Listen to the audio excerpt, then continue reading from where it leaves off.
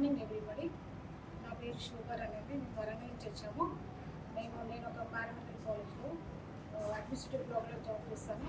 మేము ఎన్నో వేరే బ్లాక్లో జాబ్ కోసం వెళ్ళాము, కానీ ఎంబీబీఎస్ సీట్ కోసం వెళ్ళాము, కానీ అది మాకు నచ్చలేదు ఆ కాలేజ్. దానివల్ల మేము సార్ విద్యా కుమార్ సార్ దగ్గరికి వచ్చాము.